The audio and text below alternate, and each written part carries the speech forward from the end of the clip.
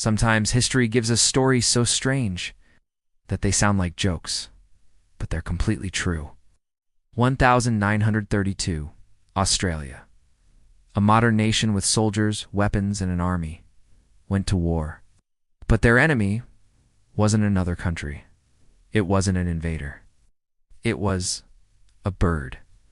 Yes, this is the bizarre story of the Great Emu War, a battle between humans and giant flightless birds. A war that ended in humiliation, chaos, and a lesson in respecting nature. To understand the Emu War, we rewind to the early 1930s. The Great Depression had struck. Farmers in Western Australia struggled to grow wheat. The government pushed for more crops, but there was another problem.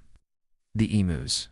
These birds weren't small, 2 meters tall, weighing over 40 kilos. They moved in massive flocks. In late 1932, 20,000 emus stormed into farmland. For them, the fields were an endless buffet. For farmers, it was disaster. Desperate, farmers begged for help. The government's answer: send the army, not wildlife experts. It's not hunters. Soldiers, Minister of Defense Sir George Pierce approved the mission. Major G.P.W. Meredith and his men, armed with Lewis's machine guns, and 10,000 rounds of ammunition. The goal: protect the wheat by waging war against birds. November 1932. The soldiers marched into the fields, confident of victory, but the emus had other plans. The first battle, 50 birds in sight. The guns open fire, but the emus scatter, running in every direction. Only a few fall. The soldiers quickly realize these were no ordinary birds. Emus could sprint at 50 kilometers per hour. They dodged bullets. They vanished into the bush. Machine guns struggled to hit even one. The soldiers grew frustrated. The emus were winning. Days passed. New strategies failed. Machine guns mounted on trucks.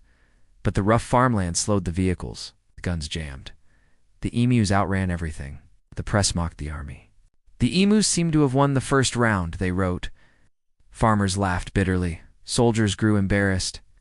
The reputation of the Australian army was at stake. By December, thousands of bullets were fired. Only a few hundred birds killed. The emus, meanwhile, kept destroying crops, not only surviving, but outsmarting the military. December 10th, 1932, the government gave up. The army withdrew. The Emu War was over, and the winners were the emus. Reports claimed over 9,000 bullets had been fired, yet fewer than 1,000 birds killed. Almost 10 bullets for every emu. The press had a field day. The army became a laughingstock, even Major Meredith admitted. If the Australian army ever faced real enemies as tough as the emus, we would be in serious trouble. After the war, farmers were left alone. The government switched to a bounty system, paying hunters for every emu killed. That worked better. But the legend of the Emu War spread across the world. The truth is, the emus weren't villains. They were just birds, following instinct, searching for food. It was humans who had expanded into their land, and nature had the upper hand. Today, the Great Emu War is remembered as comedy and tragedy. Comedy, because soldiers lost to birds.